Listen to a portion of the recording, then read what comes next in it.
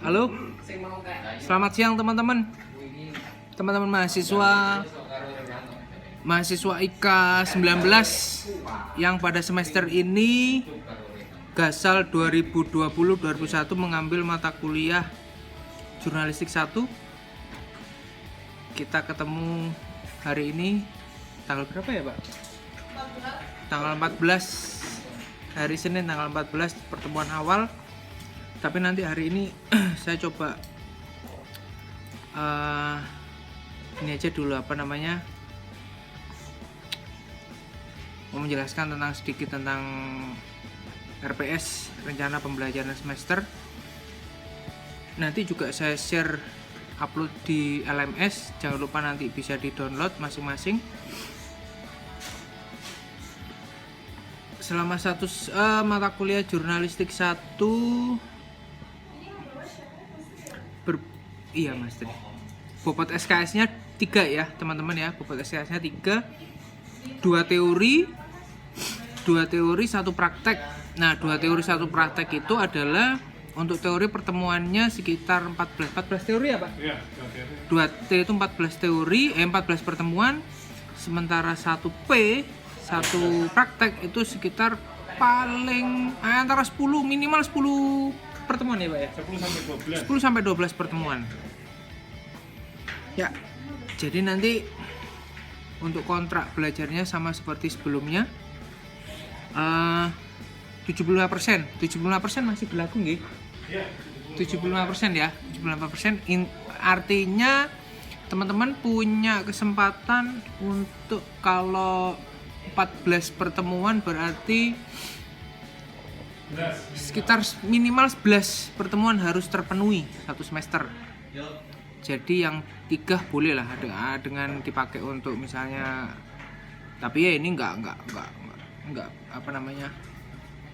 mudah-mudahan sehat ya, misalnya sakit atau izin, ada kepentingan keluarga dan sebagainya, bisa dipakai yang 3 pertemuan. 3 SKS, 2 teori, 1 praktek. Kemudian di sini saya langsung aja untuk membreakdown RPS yang sudah saya buat. Jadi selama 1 semester di jurnalistik 1 kita nanti akan membahas apa saja.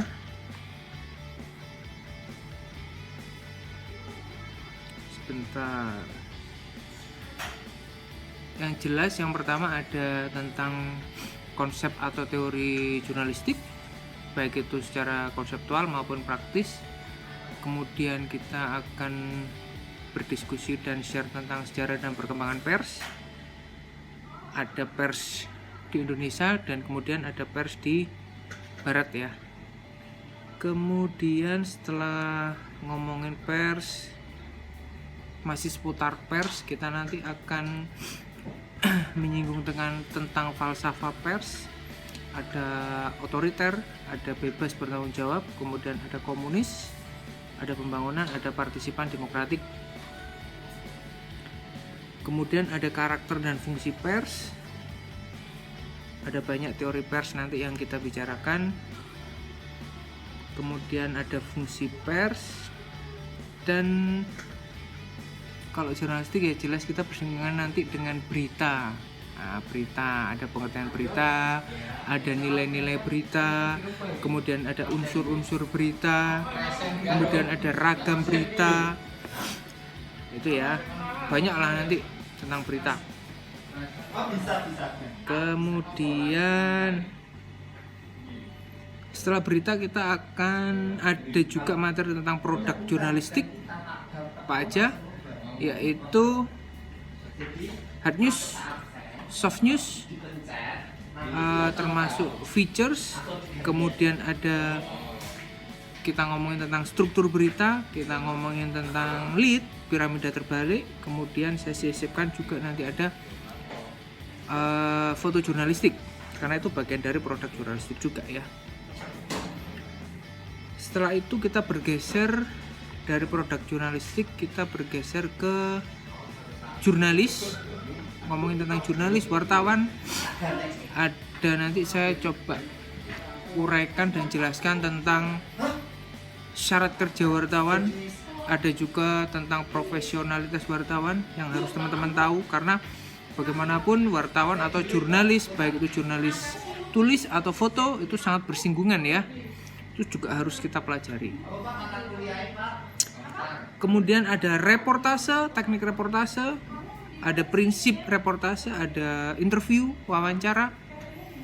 Nah, itu jurnalis kalau nggak bisa wawancara, nggak bisa milih narasumber, nggak bisa membuat pertanyaan atau list interview, itu ya aneh ya. Makanya nanti kita akan pelajari di sini. Kemudian ada sumber berita. Sumber berita itu nanti kita ngomong dengan macam-macam sumber berita. Kemudian sumber berita itu ada sumber berita utama dan kemudian ada sumber berita pendukung. Nanti itu kan kita kupas. Kemudian ada bahasa jurnalistik. Bahasa jurnalistik, ada bahasa media, prinsip kata, ekonomi kata. Jadi nanti kalau teman-teman baca koran atau lihat nonton berita di TV atau dibaca berita di online news, itu kan kaitannya dengan narasi ya, dengan narasi berita. Jadi di situ yang namanya bahasa media itu adalah terkait dengan ideologi media. Misalnya Kompas itu dalam memberitakan suatu isu akan berbeda bahasanya dengan media lainnya. Kompas nggak mungkin sama bahasanya dengan Jawa Pos misalnya, atau Radar nggak mungkin sama bahasanya dengan Kedaulatan Rakyat misalnya, atau Harian Jogja. Itu beda-beda dan itu bisa dilihat dan itu bisa dikenali. Jadi beberapa media itu salah satunya bisa dikenali cirinya dari bahasa medianya, dari ideologi medianya. Itu nanti akan kita pelajari sedikit demi sedikit. Kemudian ada ciri-ciri bahasa jurnalistik, ada gaya penulisan. Nah, ini yang saya barusan cerita, yaitu gaya penulisan, bahwa setiap media, baik itu cetak, baik itu elektronik, baik itu online, akan mempunyai gaya penulisan yang berbeda-beda, yang itu yang menjadi ciri khas masing-masing media. Kalau di televisi ya, itu akan juga akan berbeda. Jadi nggak mungkin Metro TV akan sama dengan TV One, itu nggak mungkin. Itu gaya, kalau di media cetak itu gaya penulisan, kalau di media elektronik itu adalah gaya penyampaian. Misalnya teman-teman masih ingat kasus lumpur lapindo Sidoarjo masih ya. Nah, coba deh cari di YouTube ya. Coba teman-teman cari di YouTube. Itu kalau TV One itu dalam menyebut lumpur lapindo itu adalah lumpur Sidoarjo. Nggak mungkin lumpur lapindo. Tapi kalau media-media lain, televisi lain misalnya Metro atau RCTI, itu tidak menyebutkan lumpur Sidoarjo tapi lumpur lapindo. Nah, itu kenapa? Karena kaitannya dengan media group, kepemilikan media, kaitannya dengan konglomerasi media, bahwa pemilik TV One, Viva News, itu adalah Abu Rizal Bakri, yang notabene adalah pemilik perusahaan Lapindo yang menyebabkan terjadinya musibah lumpur di Sidoarjo. Jadi begitu ya. Itu nanti kita omongin deh, Kemudian setelah ada bahasa jurnalistik, di pertemuan ke-11 ada media jurnalisme, ada surat kabar, majalah, radio, TV, dan online. Nanti itu akan saya singgung sedikit saja. Kemudian ada perkembangan jurnalisme, ada jurnalisme warga, ada jurnalisme investigasi, ada jurnalisme perang, ada jurnalisme internasional. Oke, setelah materi tentang jurnalisme warga, jurnalisme perang, jurnalisme internasional, kemudian kita akan bahas tentang views. Views itu adalah, jadi kalau produk jurnalistik itu ada views dan ada news. News itu berita, kalau views itu non berita. Artinya apa? Produk-produknya misalnya kalau teman-teman melihat koran atau surat kabar, itu ada tajuk rencana atau editorial yang biasanya di halaman kedua setelah cover, kemudian dibuka. Nah, itu halaman kedua di samping itu biasanya ada editorial atau tajuk rencana.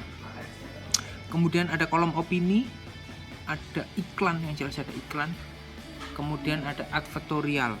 Nah, ada beberapa produk itu nanti akan kita materi terakhir nanti sebelum kita UAS adalah undang-undang pers atau kode etik jurnalistik ya. Itu juga sangat penting, harus kita pelajari. Nanti ada kode etik, ada 9 elemen jurnalistik, dan undang-undang pers. Karena hukum persnya itu juga tidak bisa kita pisahkan. Artinya setiap kegiatan jurnalistik juga ada hukum yang mengatur, dan itu harus bersinggungan terus gitu loh. Nggak bisa habis itu ada kegiatan mencari berita, kemudian ada jurnalis tapi tidak ada kode etiknya, kemudian tidak ada undang-undang yang mengatur, tidak ada yang melindungi. Seperti yang teman-teman tahu ya, kalau nanti misalnya kita tidak ada undang-undang kode etik, kita tidak ada undang-undang yang mengatur tentang pers, berapa banyak kasus-kasus yang akan terjadi, misalnya hoax. Kalau nggak ada yang mengatur tentang hoax, ya kita nanti akhirnya kemakan informasi ya. Kita akan didoktrin informasi sampah yang nggak tahu kebenarannya sampai di mana gitu kan. Nggak tahu siapa yang bikin berita, nggak tahu siapa yang menyebarkan berita, nggak tahu apakah itu beritanya valid atau tidak, atau narasumbernya kompeten atau tidak. Nah, itu sangat berbahaya sekali. Makanya di sini harus ada undang-undang yang mengatur dan ada kode etik yang mengatur khusus kalau kode etik itu biasanya tentang jurnalisnya atau medianya, tapi kalau undang-undang persnya itu lebih banyak mengatur tentang kontennya begitu. Nah, begitu ya kira-kira sudah saya sampaikan, sudah saya upas detail dikit singkat tentang RPS dari mata kuliah jurnalistik 1 yang nanti akan kita pelajari bareng-bareng. Jadi di sini selama perkuliahan nanti saya sangat terbuka dengan diskusi. Saya akan sangat terbuka dengan diskusi, saya akan terbuka dengan masukan, karena bagaimanapun saya tidak mutlak benar gitu kan. Bisa saja teman-teman memperoleh informasi terlebih dahulu atau mengetahui hal-hal jurnalistik atau jurnalis atau berkait dengan media terlebih dahulu yang terupdate, sementara saya misalnya tahu belakangan. Jadi nggak ada masalah itu gitu kan. Maksudnya tidak harus teman-teman menjadi yes man gitu kan. Jadi misalnya, oh mas, saya mau diskusi tentang hal ini, kok sepertinya gini. Boleh, misalnya teman-teman kurang puas dengan penjelasan saya, teman-teman mengkritisi apa yang saya sampaikan, itu tidak ada masalah, saya terbuka ya. Begitu teman-teman, terima kasih untuk pertemuan awal itu. Saya kira cukup penjelasan tentang RPS dulu, nanti saya akan rundown lagi untuk pertemuan berikutnya. Tapi hari ini juga nanti akan saya buatkan video tentang penjelasan tentang masalah ya, tentang sekilas tentang jurnalistik lah ya, teori atau konsep dan lain sebagainya. Mungkin selama 1 semester tentang mata kuliah jurnalistik akan saya lebih banyak menggunakan video yang akan saya upload di YouTube. Nanti saya akan share linknya di LMS. Ada nanti kombinasi antara video, kemudian ada kombinasi antara PPT, kemudian ada kombinasi tentang jurnal, bacaan, buku dan sebagainya. Saya akan mencoba untuk memaksimalkan, dan saya harap teman-teman selama 1 semester jangan ada yang absen lebih dari 3 pertemuan ya, karena 75% syaratnya mutlak dan itu tidak bisa diganggu gugat, nanti ribet di belakang. Oke, terima kasih. Selamat siang. Assalamualaikum warahmatullahi wabarakatuh.